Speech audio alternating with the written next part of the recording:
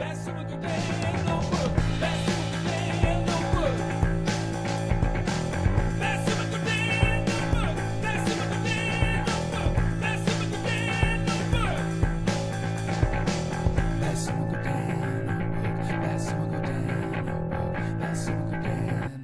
to all. Welcome to the Basu and Godin Notebook on this Friday, December the 5th. I am Marc-Antoine Godin, and as usual, I'm with Arpin Basu.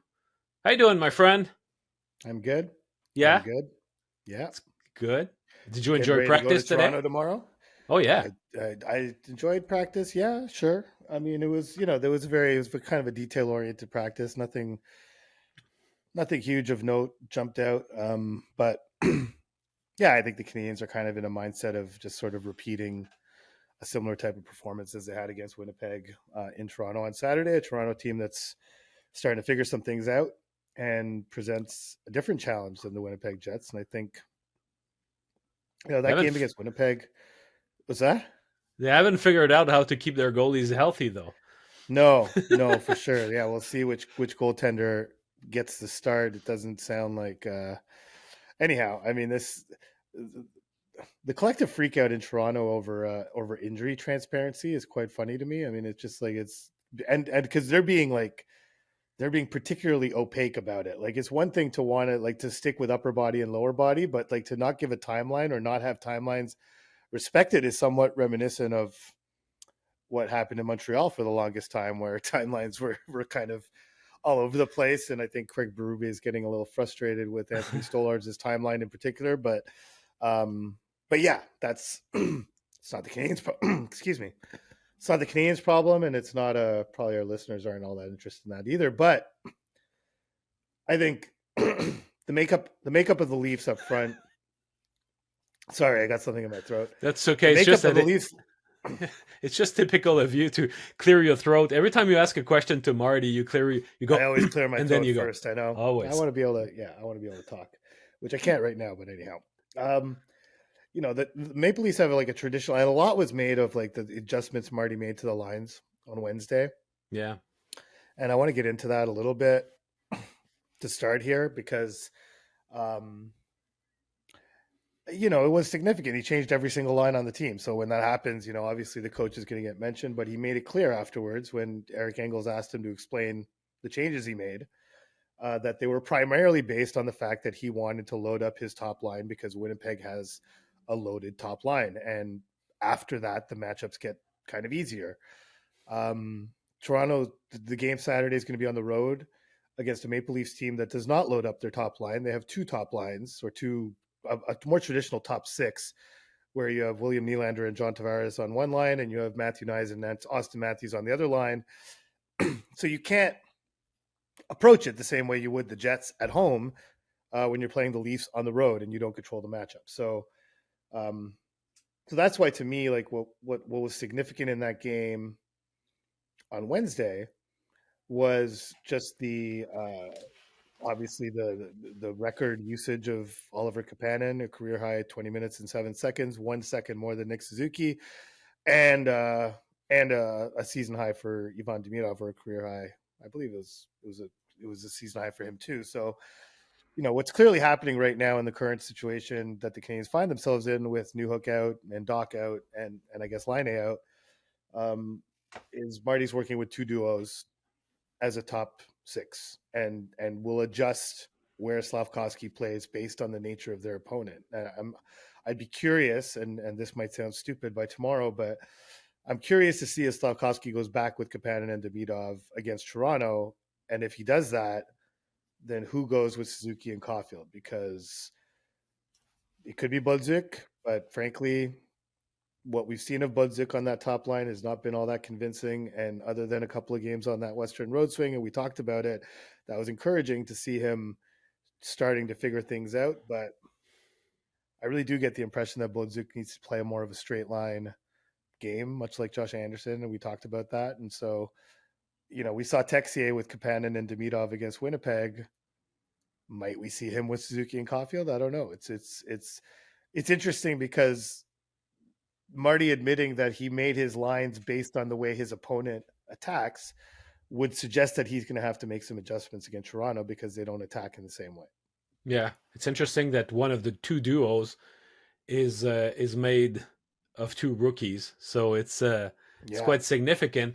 But listen, I think that if we go back to the game against Ottawa, where two of the five goals were, you know, in part, maybe largely in part, because of defensive defensive coverage problems from Zachary Bolduc in Yeah. his own end. I think that afterwards, guys talking about mental mistakes, lack of awareness. It doesn't matter which system you're playing; you have to be alert at all times.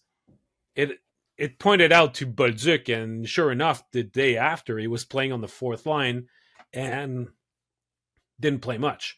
So I think that I understand the argument of putting Slavkovsky back with Suzuki and Caulfield. I mean, those three guys together have been extremely effective when they were all together at the beginning of the season with metrics, through the roof. So They it's a weren't on good Wednesday though.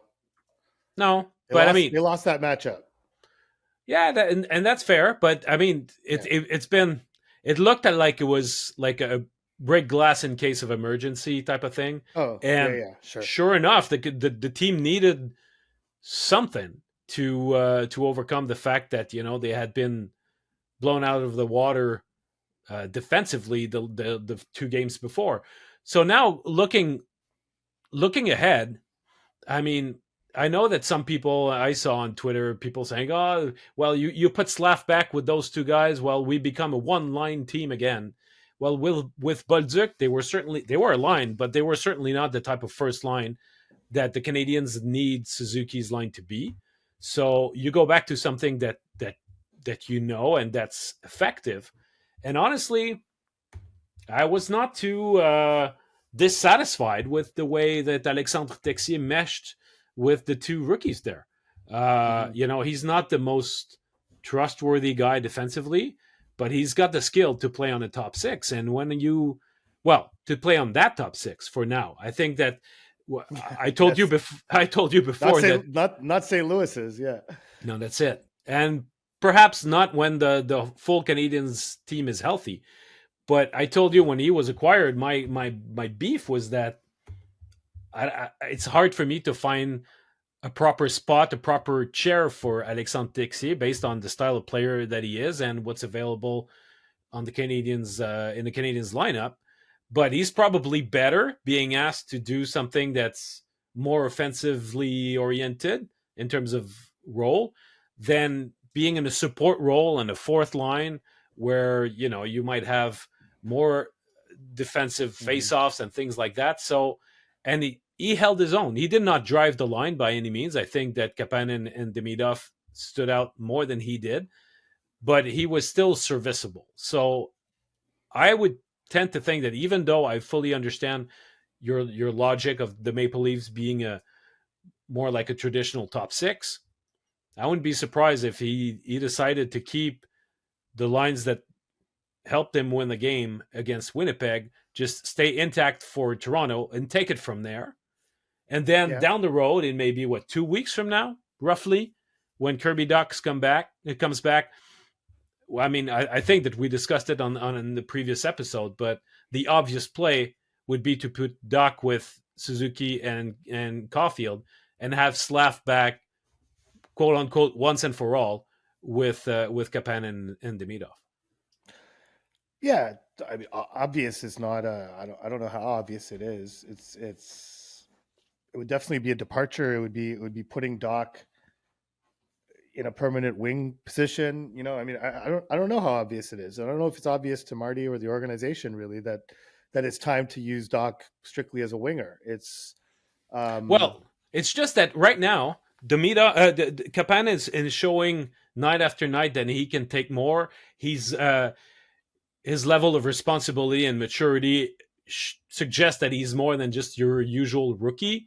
Uh, mhm. you know, Marty hinted as much today. Again, he keeps praising about his computer and all that stuff. If he's convincing game after game Martin St. Louis to give him more ice time and that he reaches 20 minutes, then if you want to slide back Doc into that role, where does that leave Kapanen and on the third line? And does that really help, considering the current state of the wings with the Canadians? Does it help the team to do that? Whereas Doc, what seems to me like it's obvious is that he's the closest guy who can replicate what Slavkovsky has been doing and has been helping the Suzuki line being effective in terms of being a facilitator and whatnot. So you could put him there. It doesn't have to be all once and for all, and you turn your back on Doc being potentially a center, but it's you have to play the game that is in front of you, and the game that's in front of the Canadians, lineup wise, I think demands that you move things that way. I They're might be yeah, wrong. they're missing a top six winger. That's where Bolduc has been disappointing in the sense at this point. It's and his book isn't written either. He's changed organizations, he's changed ways of playing, he's changed coaches. Expectations, I think, have maybe changed a little bit, and maybe there's a style of play issue that's not meshing perfectly, or there's just been an inability to find a line that fits his style of play. You can't forget that when Bolduc played with Doc and Gallagher for a while, that was a very strong line for Montreal. And Marty saying that this was primarily done to help Doc to have two guys who play kind of straight line north south games, was meant to help Kirby Doc. And since then, Bolduc has not played on a line like that, like on a straight line north south line. And Suzuki and Caulfield are definitely not that. They're the opposite of that.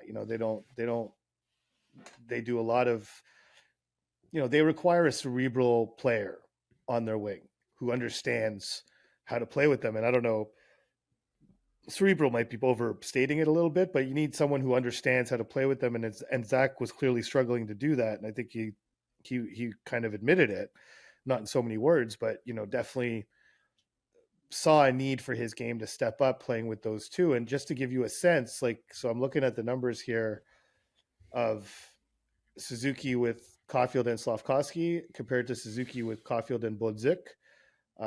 Obviously a much shorter sample. They played about 76 minutes with Bolduc at 5-on-5. Obviously it's over 230 minutes with Slavkovsky, but shot attempt percentage 58.4 with Slavkovsky, 42.7 with Bolduc. Shots on goal 59.8 with Slavkovsky, 40.3 with Bolduc.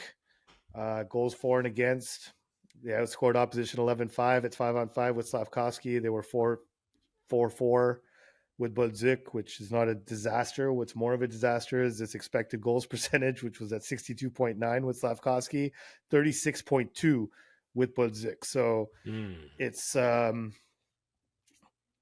and I do think that's just it's just a matter of fit. It's one thing, like, you can be a top six forward, and I think Bolduc has top six forward qualities, but he seems to me, in the short sample that we've seen him in Montreal, and even I watched a lot of his games in St. Louis, and even that seemed to me like he does need a certain type of line to play on. And if you ask him to adjust too much or process too much information on the ice, I don't know if that suits his game as well. You were there when we were talking about controlling his speed with him, right? And he was admitting that he was finding that difficult of understanding when to slow down and all these things. And as soon as players like this start thinking too much, it starts affecting their ability to play. And so I think putting Bolduc in a position to succeed would be putting him on a straight line, sort of a line that suits his playing style. And Suzuki and Caulfield is not that. So if Slavkovsky goes back with Kapanen and Demidov, which I thought, despite the numbers being not so great with those three together, I thought that line looked like it had a lot of potential, and I definitely liked what it did to Yuri Slavkovsky's mindset and the way his demeanor on the ice, his body language, and just his aggressiveness and his take charge ability, I suppose, if that's even a term. I think was all beneficial for him. but you still wind up with a hole next to Suzuki and Caulfield, and we know Josh Anderson can't fill that hole, and I think for many of the same reasons that he can't, that Zach Bolduc probably can't fill that hole ideally either. So yeah, I Can think we for can that we reason, can maybe we he ag- does keep Texier there. I don't know. yeah, but can we agree just on he can't do it yet? I mean, he's in a second year in the NHL, Yeah, right? yeah, yeah, yeah, yeah. So there's I'm talking about currently the current yeah. situation. It's just a very short term kind of look, Hmm. but I do think I also think in the longer term, right now I think this is basically a matter of putting Bolduc in a position to succeed. Um, there's some guys who are adaptable to other players at different styles of play. And there's some players who are less adaptable. And I think what we're learning about Bolduc is that maybe his adaptability is not one of his strongest attributes. He has a lot of strong attributes. He's a very good skater. He can be physical. His shot is elite. Um, but I think he needs a better situation for him to play his game. And Marty always says, play your game within our game. Well, I feel like sometimes there are certain players where you got to be like, okay, well, how much of our game can we bring to his game? And I think that's the situation here. But for the meantime, in the here and now, until Doc gets back, there is a hole because Bolduc did not work with Suzuki and Caulfield, and probably won't in the short term. So yeah, I agree with you that there's a yet attached to that, Hmm. but there's no Because doubt that right now that line doesn't work.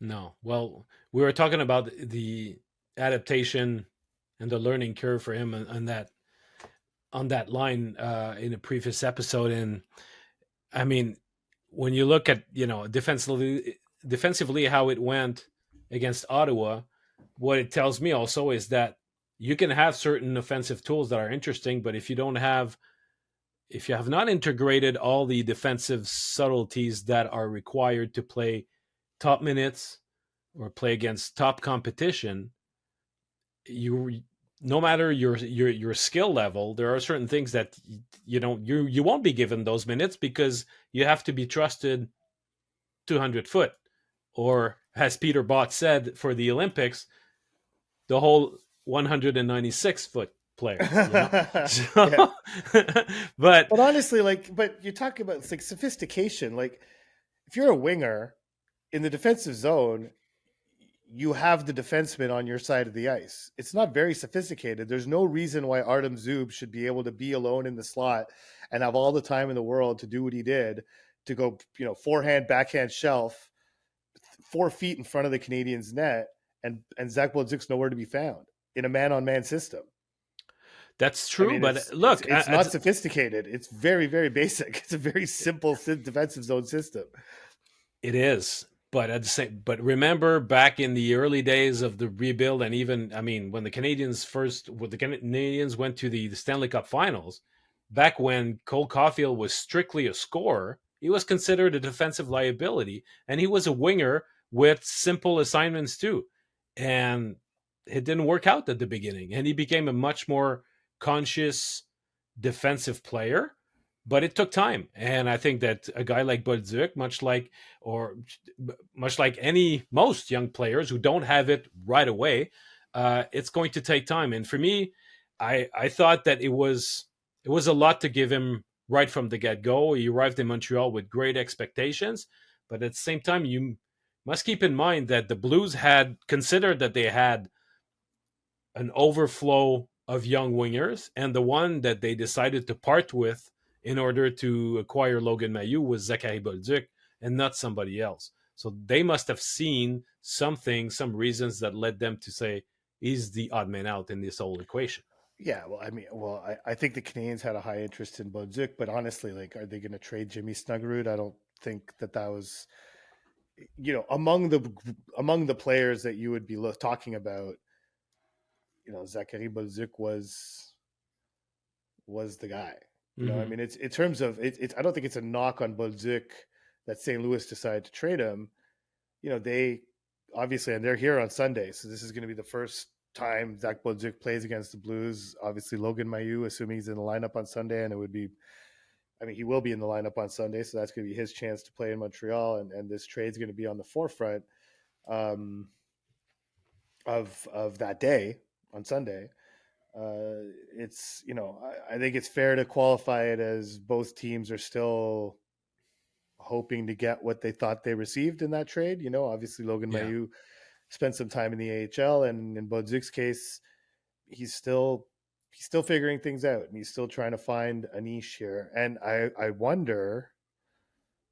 I personally wonder what he would look like with Evans and Anderson. But again, that same issue, if he can't defend in his own end, then playing with those guys is the last thing you want him doing, right? If he's going to be, if he's going to have nights like he did on Tuesday, he can't have, and frankly, Evans did too that night. You can't have him on that line because that line has a heavy defensive mandate. They start way more of their shifts in the defensive zone. Although on Wednesday they did get some offensive zone starts, but it's just right now, it just seems like a challenge to find an appropriate spot for Zach Bolduc, and frankly, the spot he's in right now with Joe Veleno and Jared Davidson actually seems like the most reasonable place to play him at this moment. Yeah. Well, when you have a healthy lineup, remember the first few games of the season, Marty was saying how, apart from the Suzuki line, you could not quite distinguish the second line from the fourth. Yeah, And you had all sorts of combinations that you could do in a healthy lineup, even though it would be technically a fourth line. He could have players that fit his style and an adequate number of minutes, and it will all be fine. So, maybe that it's playing. If down the road, maybe it's playing with Alex Newhook that would be his fit. yeah, But maybe. But but we'll that's see. really, you're talking about the spring That's here. yeah, yeah, yeah. Yeah, in the here and now, you're mentioning how Evans had a tough night against Ottawa. Mhm. After the game against Winnipeg, he said, "If you're not helping the team, you shouldn't be on the ice. I was just hurting the team last night, and I deserve to Yeah, ride some pine a little bit." So yep, he recognized he needed a bounce back game against Winnipeg, and it's weird because when you think of Evans being a fairly steady player in what he gives you night after night, it's not a guy who has often needed a bounce back game. So well, I mean, he's not off in a -3 at the end of the night, and no, just call plus minus whatever you want, but um, that's when you're Jake Evans, that stings. A yeah, -3 next to your name, and basically an entire third period spent on the bench. And he said he was really angry at himself, and I asked him what do you do when you get angry? He just, I went home and I pet my dog for a while. And so that's a good way to handle it. But I was so thrilled that we got to play the next night. And that's the thing, like you talk, like he was so appreciative to get another chance on Wednesday, in the sense that he wasn't buried by the coaching staff. They did not make the punishment longer than that third period. They sent right back out there, and they said, okay, go, because he has a track record to be able to do that. But it's clear that, the injuries are showing. They're yeah, starting to show, and it's only normal for the injuries to show. It's like it's definitely it's becoming a challenge. It's going to be tough. But yeah, it's they need that sixth forward right now. And maybe Kirby Doc's on the ice, skating on his own. Maybe maybe he can beat that anticipated minimum 4-week absence the Canadians announced. But if not, they're gonna have to make do. And maybe Texier is indeed that guy that can stopgap it. Who's also going to face his former team on Sunday with St. Louis coming to yeah. town. And That's true. I don't know if there's going to be a more highly motivated guy than Alex Texier, who had his contract terminated. And it's one of. Have you ever seen a season with more contract terminations? There's another one No, today. I think Friedman just tweeted out another one. really? I've never. Who Yeah, that? today there's another guy on waivers. for a contract termination. It's Okay, I'll tell you in 1 second as I go to my phone. because it's But yeah, yeah, I missed that. Lundmark, Florida. Who is Okay, that? Yeah. wow. So yeah, it seems like almost every day there's a player having their contract terminated. It's definitely every week there seems to be another contract Yeah, termination. It's real. I've never seen this many in season. I don't know what's going on there, but I don't know. In Montreal, I mean, we saw Semin, we saw Strite his second time yeah, around, and Plekanec. But there, yeah. it's not something that you see necessarily every year. Well, I Yeah, don't think there's the more. PA There's more of wants. them. I don't think the PA wants people. But Lundmark was in the minors. He's a 24-year-old. He's going to be an RFA at the end of the year. He's on an entry level deal, or what looks like an entry. Maybe no, he's not on an entry level deal, but he's on a deal at 975K. So it's not as if Hmm. he's throwing away a lot of money. But I just feel like there's more players entering this portal. I guess it is, sort of a Right. transfer portal, the way they have in college in the States. But yeah, that's Texier. I think and I think the Canadiens signing Texier, and with all the chatter about the sort of slowly thawing trade market, just sort of underscores the Canadiens' need to add some experience to this lineup. It's like it really is becoming quite evident that the sooner the Canadiens can go out and get a forward that has a bit of a track record, the better. Because I just feel like injuries combined with the youth of the group, and combined with, like, Marty's hands are really tied, and when you see him shorten his bench in the third period of 1 goal games, it's because he just doesn't have guys that have enough experience in those situations to make the right decision, and to just have a proper risk evaluation, and just knowing how to get to the finish line of a 1 goal lead, and so I don't know what the possibilities are for the Canadians, but and it sounds like they're being very active on the market, and I have no doubt they are.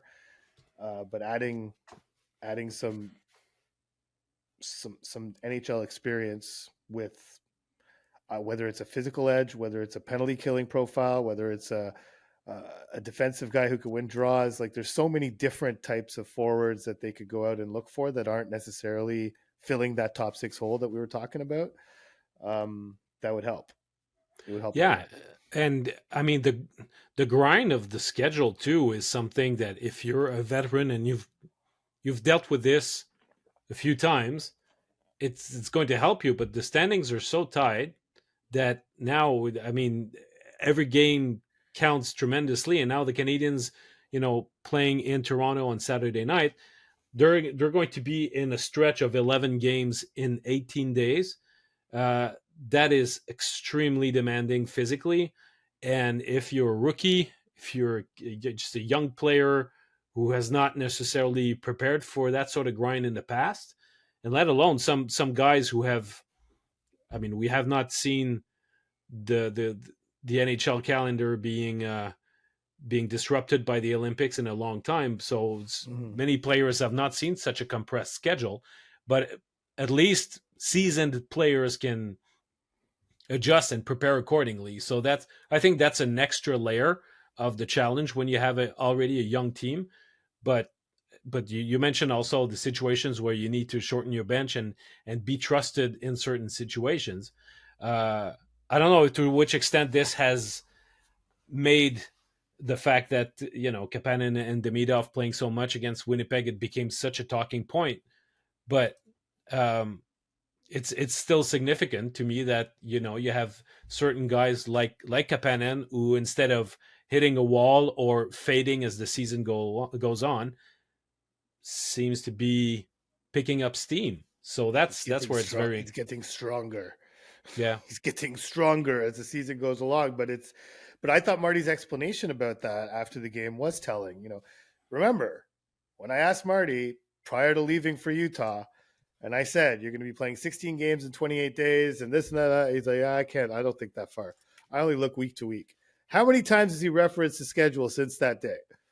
Yeah. He did it again on Wednesday after the game. Asked about Kapanen getting defensive zone starts. Well, with the number of games we're playing this month, we got to spread the ice time out, and so it's. I mean, it's only normal, right? It's only normal that a coach would need to do that, and he's not able to do that, not effectively right now, and that's why he's like dying to have like a 4-1 lead in the third period so that he can more comfortably play some guys that he's not necessarily comfortable, like Jared Davidson or Florian Jacki or like whoever the rookie is of that's in the lineup at the time.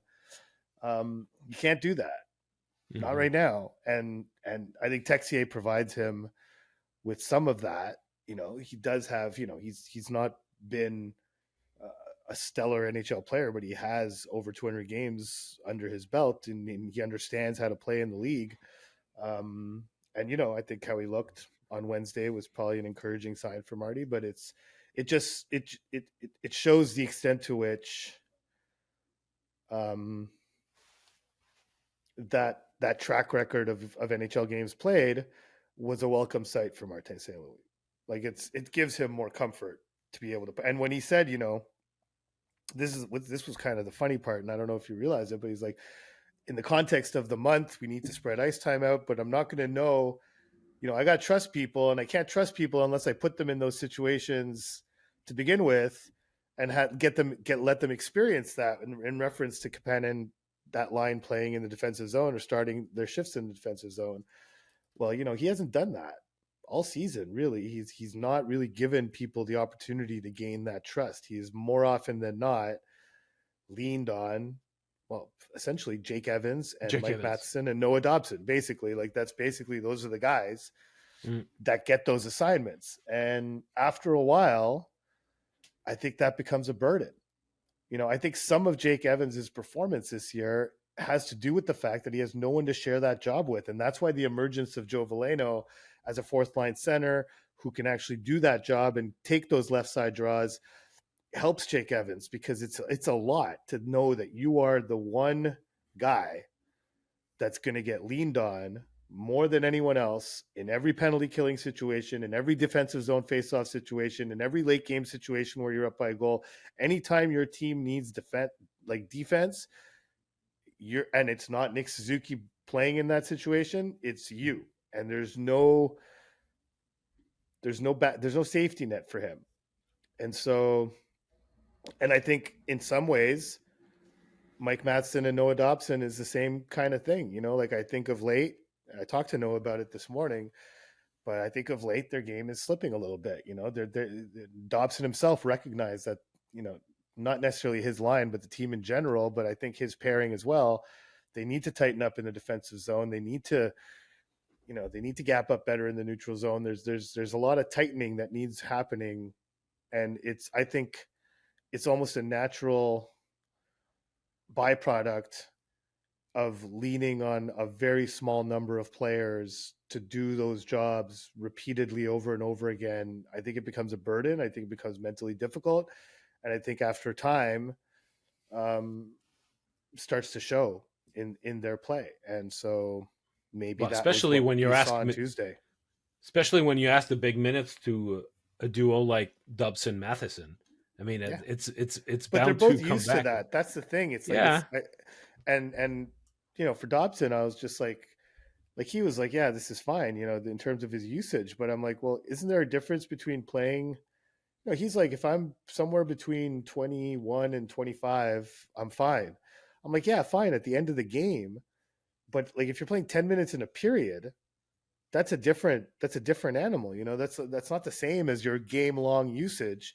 If you're playing 10 minutes in the third period, when you've already played, say, 15 minutes in the game or 16 minutes in the game, and then you're playing half a period, that's different than playing 8 minutes per period for 3 periods. It's not the same thing. So, and he acknowledged that it's not the same thing, but he doesn't view it as an excuse. But of course he has to say that. I can say that it might be an excuse. It might, and not even an excuse. It might just be a reason that if over time, if this usage continues, especially late in games where Matheson and Dobson are going over the boards every second shift, they might be used to that, but there might be a cumulative effect of like just being like, okay, well, it's a lot of difficult minutes Yeah, stacking up on top of each other.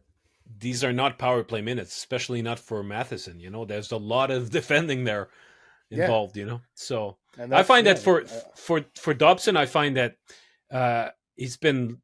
It feels to me like he's been losing fair share of battles lately down yeah, low, yeah. and has been victim of turnovers because of that.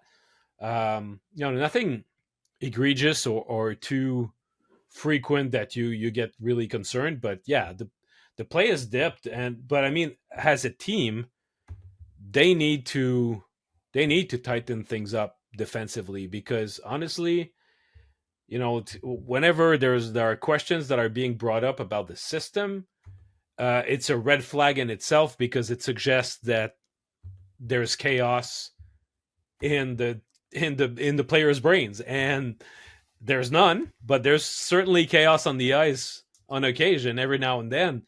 And I thought it was very significant on Tuesday night to hear Nick Suzuki say, if 25 games in, if we if we don't understand the system by now and apply it, it's a bigger issue than the mental mistakes that we're seeing right now. So and Marty going on to say that the players know the system by heart and that they could teach it themselves. It's not about the system, but the application of it, just go out there and do it. I would hope for more consistency, and if I'm the coach, I'd be banging my head on the wall certain times and losing my sleep over it because there are some games where it's there and it looked pretty good against the Winnipeg Jets, but outside of their first line, they're a black hole offensively this year. So you have to be able to repeat a way of playing and a level of awareness that's going to be consistent night to night. Otherwise, you're going to look like the team that was in disarray 2 years ago, and all this uproar about the hybrid system and how it's too complicated and the players don't understand. It's if it's that Well, simple, just go ahead and do it. And I don't think that they've been doing it consistently enough to be really a competitive team. yeah, I mean, I do think that because when you say that as in general the Canadians need to tighten up, well, I mean, I think Dobson and Matheson wear that more than anyone else because they're Mm-hmm. asked. There's more asked of them, so I just looked it up, and so Noah Dobson has played 10 games this season, and this probably applies to Matheson too. But I'm just looking at Dobson right now. But Noah Dobson has played 10 games this season where his on ice expected goals for percentage was below 40%. Um, of those 10 games, only two came in October. 8 came in November, and of those 8, Ouch. two, three, four, five. Five of them have come in the last 2 weeks. So that's 5 of the 10 games, 5 of the 10 worst expected goals games he's had, which is not a end all be all. It's not a tell all stat, Mm-hmm. especially when you're dealing with individual games. But it's kind of telling that this is a lot of it. A lot of it has come in the last little while, and they get leaned on a lot. And I think Martin St. Louis was asked after practice about Mike Matheson, like, do you have like a target number of minutes you want to keep him to? Does it just basically go on how the game is going? And he said that we know that he can play a lot, but we also have to guard against the fact that we know that. I'm paraphrasing, but that's basically what he meant, is that yes, we know he can play a lot, but I guess if I were to interpret what he was saying, it's like it's sometimes we have to protect ourselves from ourselves. Like, we have to protect ourselves from that knowledge and not be tempted to put him out there as much as we know that he can handle. And he didn't say this, but again, in the context of the current schedule, that becomes even more of a concern. Like, how often can a guy go out and play 27 minutes when he has got to play the next night or in 2 nights and he has 4 games in a week and what have you? But I think some of the cumulative effects of all the minutes these guys are playing might be starting to show a little bit. in terms of Well, Dobson and Matheson in particular. could you say Nick Suzuki again? I mean, he's been playing I, with the fact that I Kapanen could. is getting a bigger load very recently. We'll talk about the last two games. Let's say, sure, it helps Evans from the defensive point of view, but from the offensive point of view, I think that it might reduce a tiny bit the load on Nick Suzuki's line. Mm-hmm. Yeah, yeah. I think that's definitely a big benefit of being able to play that Kapanen line more often. And frankly, would be a big benefit of Evans, Anderson, and Gallagher figuring something out. And Gallagher kind of acknowledged that today, that there is a role that they need to play, and they need to fill that momentum line role, quote unquote. And frankly, the first time they were put together, they did not do that. Why do you think that And is? Why well, didn't it work? It was Gallagher said, I asked him that today. He didn't love the question, but I think he acknowledged that it was largely true. But he said that the three components of the line, none of them were really, their game was not really where they wanted it to be. And so that kind of translated into them having that performance when they were together, because they were giving up a lot.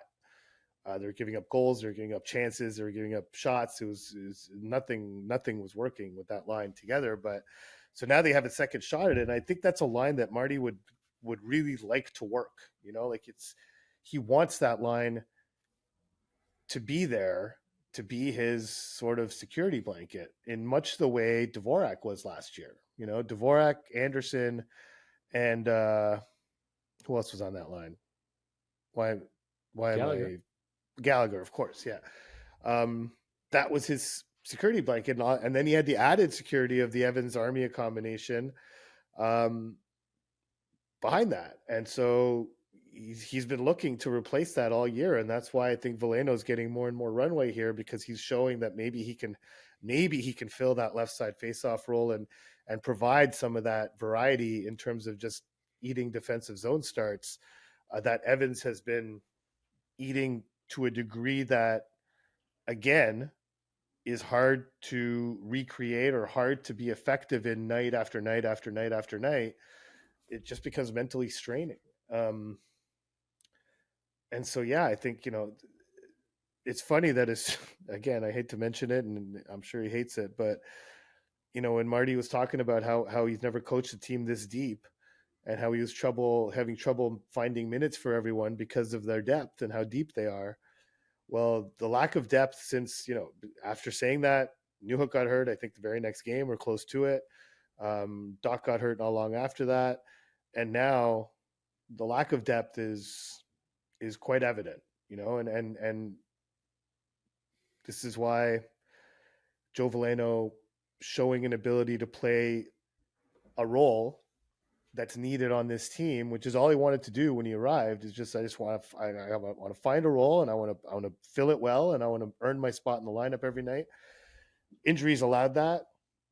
He's embraced it, and he's doing it, and he's still not creating a whole lot offensively, but I think he's providing Marty with the ability to not solely lean on Jake Evans to be his defensive conscience line.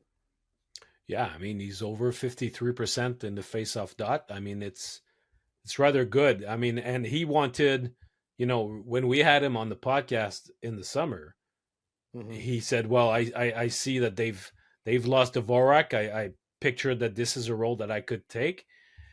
And he started from being the 13th forward, and I mean, yes, there were injuries, but some guys take the opportunities and others don't. In his case, he did. So kudos to him. It's still, he's got ways to go to be effective offensively, but from the defensive part of the game, I think that he's really helping out. And the fact that he can be an extra guy on the PK, especially after the loss of Alex Newhook, it's key. It's key for this team. So, I Yeah. mean, in retrospect, would he be the ideal candidate to fill that particular role? Maybe not, but he's he's doing what he needs to do in order to stay in the league.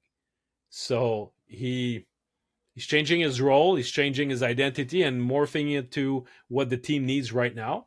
So respect, man, because this is good. He's helping right now. He's helping the team.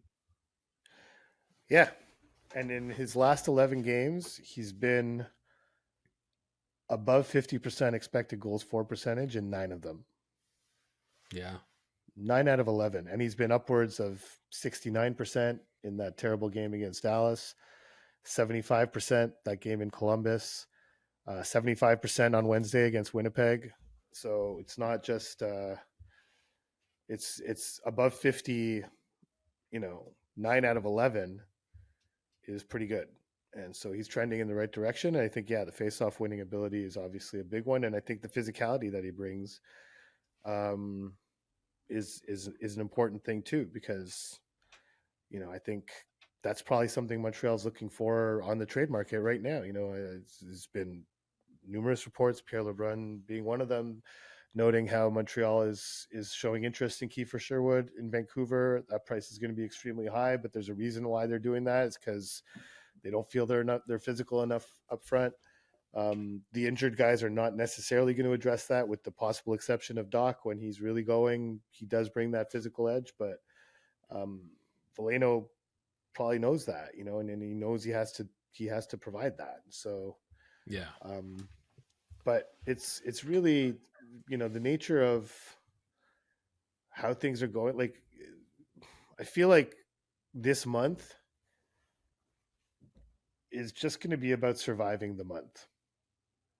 If they get to Christmas and they're still within a point or two of the top three in the division, or even a wild card spot, like, honestly, if they get to Christmas and they're just within striking distance of a playoff spot, I would consider that a success under the circumstances. Like, even if they were fully healthy, December would be a challenge. But I think what December is showing is that with the injuries and with the hit that they've taken from a depth perspective, expectations need to be based on that.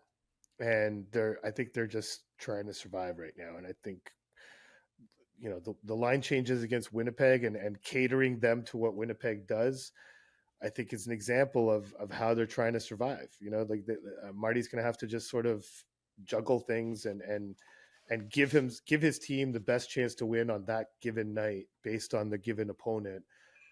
Because in an ideal world, you wouldn't do that. In an ideal world, you would just put your guys out there and say, here, adjust to us. Here's yeah, what I got. You guys adjust to us. But under the current situation, he can't do that. His team's far too young, and there's far too many question marks in the lineup up front for him to be able to have the confidence to just be like, I don't care what the other team does. This is my lineup. Now you deal with it. He kind of has to do the opposite for now. yeah. In regards to the schedule, one thing I'd like to note is that the head coach also has a responsibility in between games, because the obvious thing would be to talk about how demanding physically it is, but there's a mental drain that comes with it too. And if the team starts going in the wrong direction, obviously you're not going to be on the ice very often to practice. So then it's going to be video meetings and all that stuff. So I think I would be conscious of not overflowing them with information, overloading them with information, and keeping it simple, because it's also a mental load during going through this rough patch. So if they can, if they can play a few games that give them a blueprint of how they should play, like something like a recent, concrete, very actual uh, image of that they need to reproduce, that would help them. Because if they start to change a lot of things along the way because they're in a losing streak or anything like that, uh, I I'd be afraid that they would lose themselves a bit. So keeping it very simple, just go straight to what's most needed, and hope that the nails that you've been hammering, the points that you've been hammering all this time, finally goes in, and they get the message. But introducing new notions or stuff like that, it won't be the time to do that. No, no, but there's definitely. I mean, I feel like we're making it sound like it's all doom and gloom. The power play is looking good. Demidov was back on the top unit. It's been going well. It's starting to tick to a pretty good percentage. Yeah. We haven't even talked about Juraj Slavkovsky that much, but he was their best player on Wednesday. Was definitely the best player on his line. I think he was the best player on the whole team, and is trending in a direction that's really, really, really encouraging. We've never seen him play this many games where he's looked this effective this early in the season ever. In December, early December, never seen No. it. So that's a good development. And him saying after the game on Wednesday, like he's like, my mindset every game is that I just want to go out and dominate. I don't care who I'm playing with. I want to be a dominant player, and I want to dominate that night, and I want to dominate every night. Like his mindset, his confidence is in a really good place. He's in a really good place right now, confidence wise. He recognizes his own effectiveness. He recognizes why he's being effective.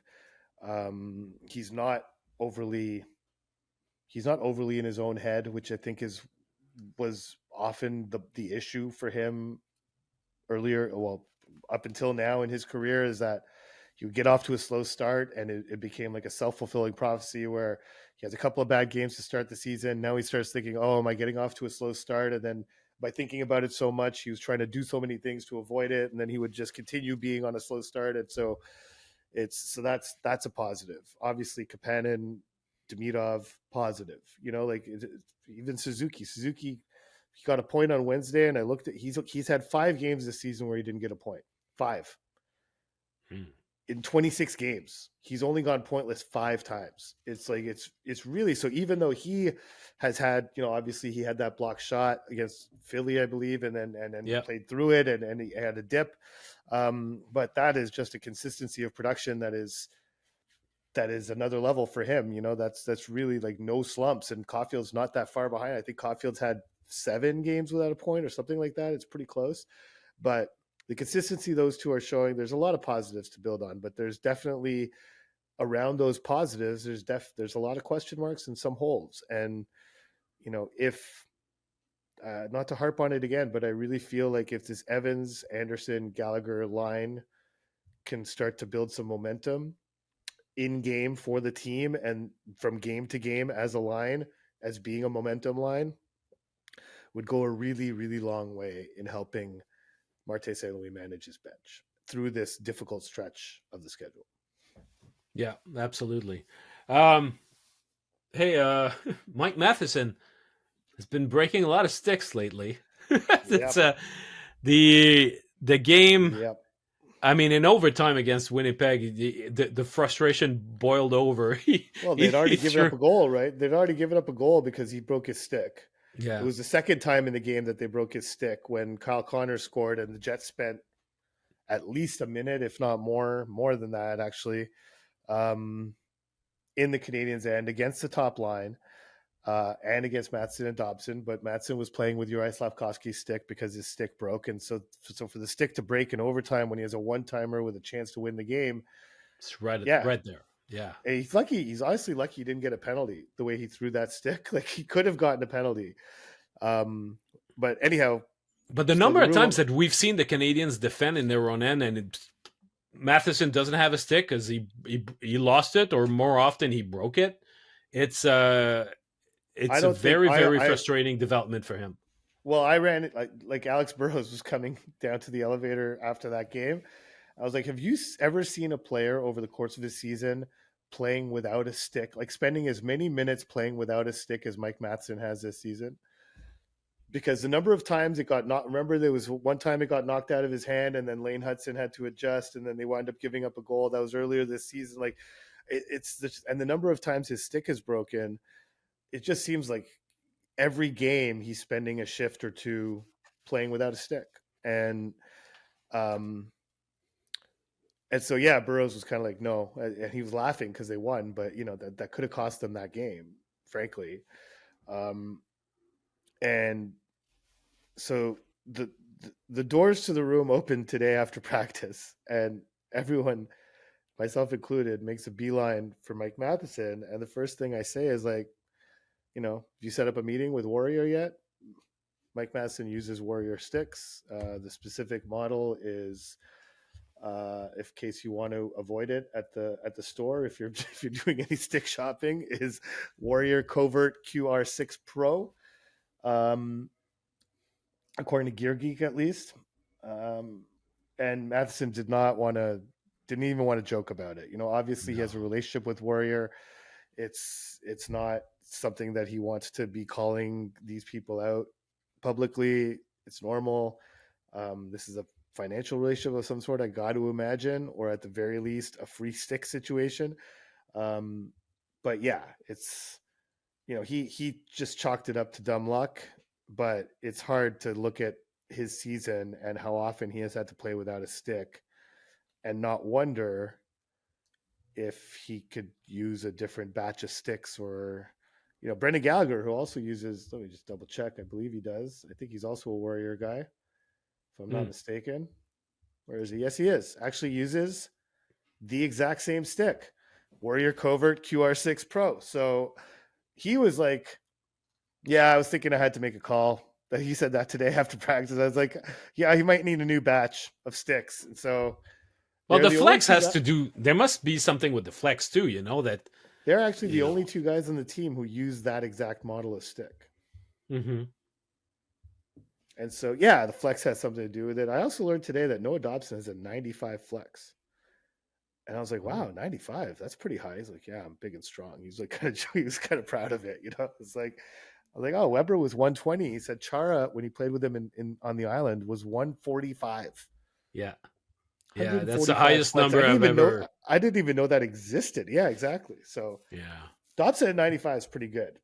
Weber was basically like Weber was he was basically like playing with lumber, and so like 145 for Chara is, yeah, it's a 2x4. But Yeah. Well, in any case, there've been some players changing sticks in the middle of the season, like changing brands. I think that recently Connor McDavid did it. So he there did it for are. one. He did it for like a couple of periods of one game. That was on 32 Thoughts, and so apparently they brought up that he changed, but in that same game he changed back, Okay. which is what they didn't pick up on, and a lot of fans did. I'm not really a gear guy. I don't notice equipment changes very much. Um, but yeah,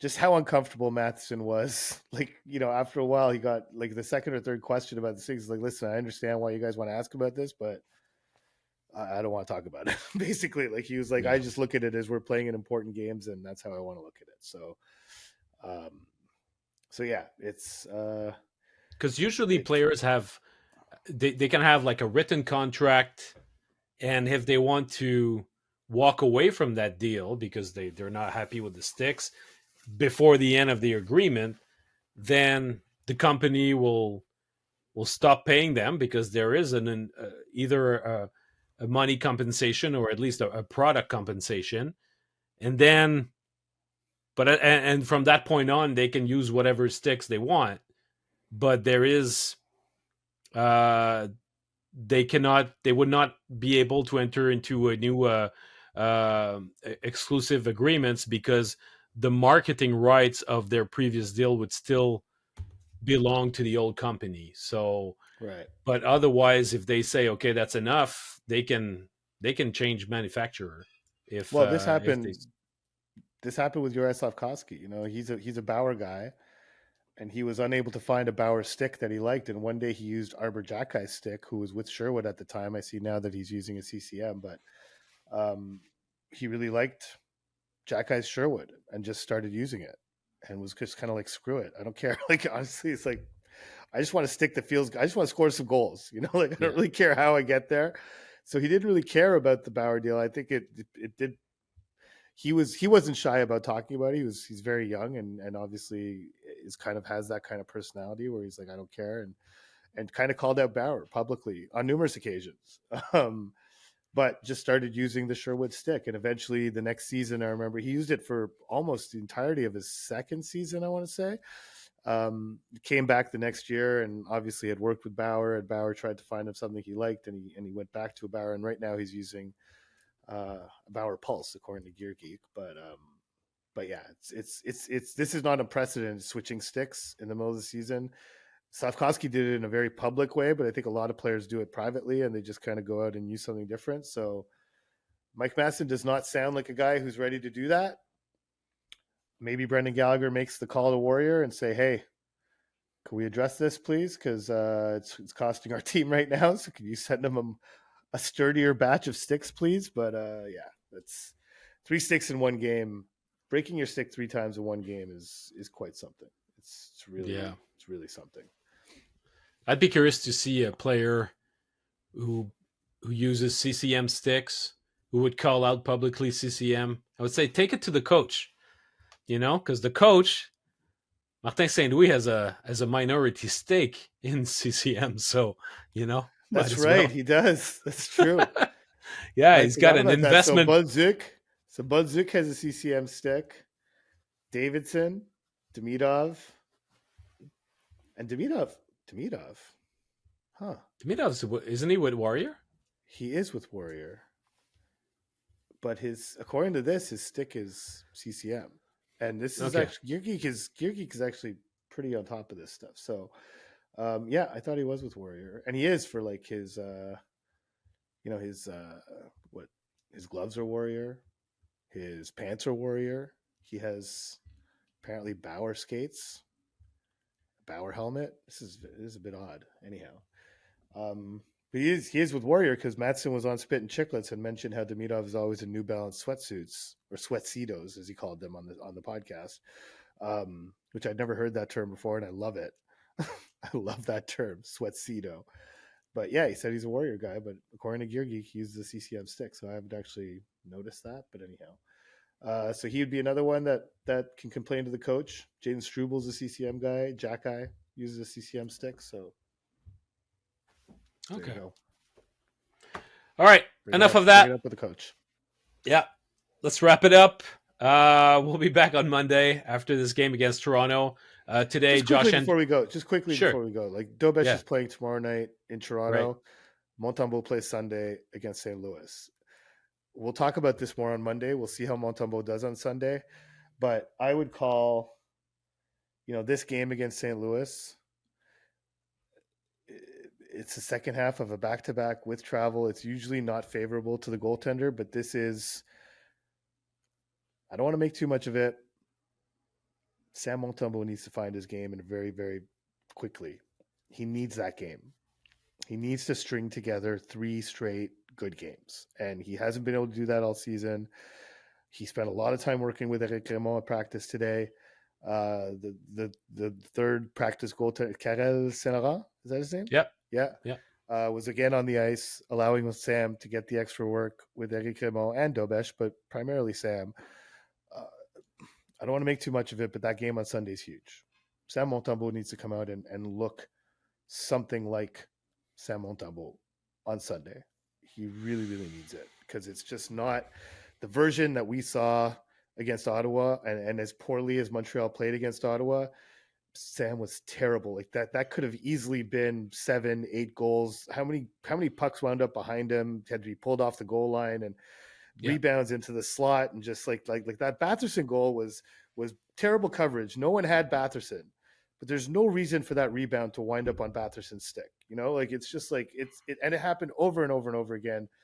It was just after the high of the game he played in Vegas, that was just as that was as stark of a low as he could have had against Ottawa, and his teammates did not help him. I'm not going to absolve them of blame because they played terrible. That Zub goal being like the most flagrant example of just like how does a defenseman wind up with the puck in the slot that close to the net with that much time to make that kind of a move. But the rebound control, his movement, that Zetterlund goal was just terrible. The shift after the Canadians took the lead and he's not able to get across, and especially when he had based so much of his work on the 8 days between games on movement, on beating the pass. Like he talked about it a lot. He's like, this is so key to my game. I need to be square when the shooter shoots it. I need to beat that pass to the spot. And that Zetterlund goal, he was not even close to beating that pass. And it was just like, and the shot came from like 40 feet out. And it's just like, yes, posting in, but still Montembeault was like diving to get across. He was so late on it, he was diving. So like I don't want I don't want to put too much on one game, and it's not just one game because the Canadians are going to play a back to back next weekend and the weekend after, and so he needs to be reliable. Like they need something here, and so we'll talk about it more next time on Monday after we watch how these two games go. But I don't think it's overstating it to say that this is Sam's biggest game of the year. He needs to lock it down for this team to have any semblance of a chance to achieve what they hope to achieve. Like I sound like a broken record, but they need Sam Montembeault. They need him back. There's no replacement out there on the trade market. As much as people want to see Jacob Fowler come up from the AHL, it's not the smart thing to do for his development. Kakkonen, I have no idea if he would be an upgrade or not, but that's not a really viable solution. They need Sam Montembeault to figure it out, and it starts Sunday, so we'll see. Yeah, at least Dobesh is showing signs of being, you know, being on the way back, and being more comfortable with his game. Between the two of them right now, it's a no contest. So the Yeah, first thing you can do if things go bad for Montembeault on Sunday is to say, well, for the time being, we're going to ride Dobesh, that and well, limit until Monty next Sunday. for the back to backs. Yeah, there's a couple of them. It's been, I mean, I've been a proponent of calling up Capo Kekkonen for a little bit, but he has not necessarily been stellar lately. His last two starts have not been. I mean, three goals, 3 goals on 15 shots the day before the game before, 3 goals on 19 shots. So these two outings were not really satisfying. But we'll see. I mean, I don't take those rumors of the Canadians being a market for a goalie very seriously, just because I don't think that in the long run this is where they should spend their their their their trade capital. That they have something that they will have bigger fish to fry. But I mean, if their focus is strictly on this season, then it's another matter, and they might look for help. But I don't think that's the case. So they'll give. I'd There be are very some other. surprised. Was that? I said I'd be surprised if they spent the Yeah, assets required to get a goaltender that's actually an upgrade on Montembeault. yeah. I would be So, very surprised. but they need him back. So at least Delbish played well against Winnipeg. So we'll we'll Yeah, keep and we'll going see that if he way. plays well tomorrow in Toronto. But to me, Sunday's a big, big, big game because the Canadians need this guy. It's just there's no other way to put it. It's like they need him, and that's the thing about goalies is like you could be a manager, you can have all the best laid plans, you can have the greatest off season, you can put together the greatest group, and it all comes apart if suddenly your goalie loses it, Mm. and you can't plan for it, you can't predict it. It's no team has some sort of third goaltender that's like a viable option to be a number one or a number two even. No team is stashing a goalie able to do that. It's very rare. Some teams maybe, yes. I mean, I guess Pittsburgh has some, Carolina maybe. I mean, there's a couple, but most teams, if one of their goalies gets the yips out of nowhere, there's no plan B. There's no way. There's no in-house solution to it. So, and that's really the case here in Montreal. Like, I don't think bringing up Jacob Fowler is a good idea. I don't. I No, think leave him there, let him stay there, and let him have like a nice, smooth first full pro season. Don't mess him up with this mess where he has to come up and be not a savior for the season, but a savior of the goaltending crisis or situation that they're dealing with. And it's just not a good environment to bring him into. And so, and Sam has it like he has it in him. Like the sample size is good enough or long enough. That's 2 years where Sam Montembeault has been, a top 10 to top 15 goalie in the league. Not elite, but very good. He's been a very good goaltender for 2 years. He just needs to get back to good. yeah, yeah. Doesn't even need to get back to very good. Just be good. Make the saves you're supposed to make. Like that Zetterlund goal. That goal can't go in. It just can't. In that time of the game, in that situation, especially considering everything you've worked on and the emphasis you've put on movement, that goal cannot go in. So just he just needs to make the saves he has to make. So and maybe maybe we'll It see was that on also Sunday. it was also there was also a goal in the second shot he faced. So that's Yes, another thing that's that another thing. he needs to clean. And I think the more of those goals he gives up, the more it becomes a thing in his head that he has to Yeah, for sure. manage during that Yeah, game for sure. Yeah. it must snowball so fast right now for him. Yeah.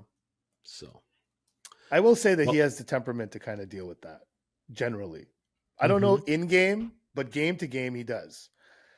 In game, I don't know. I don't talk to him during games, so it's hard to know. But I think the temperament from game to game is a strength of his, and it's being very, very heavily challenged right now. Yeah.